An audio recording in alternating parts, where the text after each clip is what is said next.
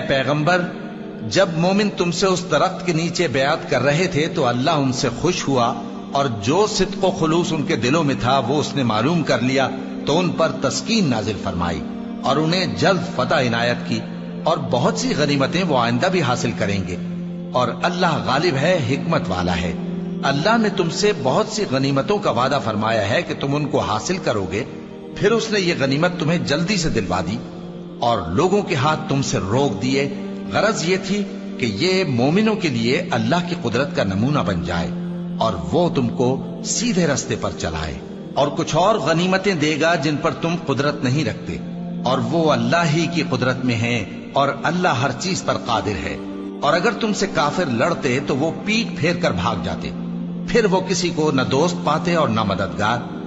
یہی اللہ کی عادت ہے جو پہلے سے چلی آتی ہے، اور تم اللہ کی عادت میں کبھی تبدیلی نہ پاؤ گے۔ اور وہی تو ہے جس نے تم کو ان کافروں پر فتح یاب کرنے کے بعد سرحد مکہ میں ان کے ہاتھ تم سے اور تمہارے ہاتھ ان سے روک دیے،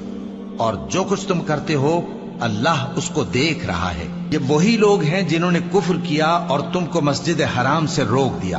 اور قربانیوں کو بھی کہ اپنی جگہ پہنچنے سے رکی رہیں۔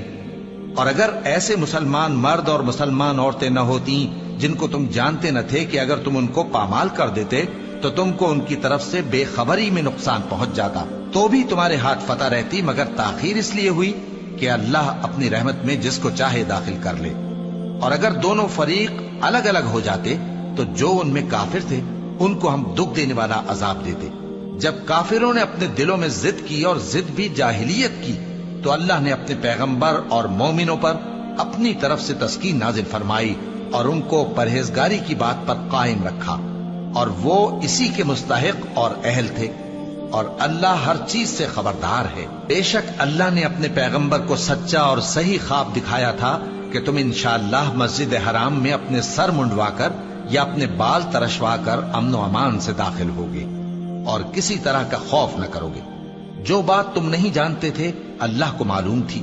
سو اس نے اس سے پہلے ہی جلد ایک فتح عطا فرمائی۔ وہی تو ہے جس نے اپنے پیغمبر کو ہدایت کی کتاب اور دین حق دے کر بھیجا تاکہ اس کو تمام دینوں پر غالب کرے،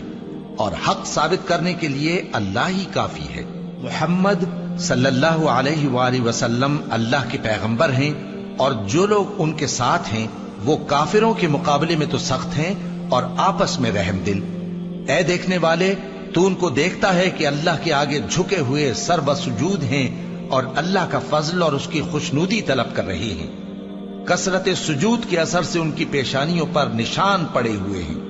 ان کے یہی اوصاف تورات میں ہیں اور یہی اوصاف انجیل میں ہیں۔ وہ گویا ایک کھیتی ہے جس نے پہلے زمین سے اپنی سوئی نکالی، پھر اس کو مضبوط کیا، پھر موٹی ہوئی، اور پھر اپنے تنے پر سیدھی کھڑی ہو گئی، اور لگی کھیتی والوں کو خوش کرنے تاکہ کافروں کا جی جلائے۔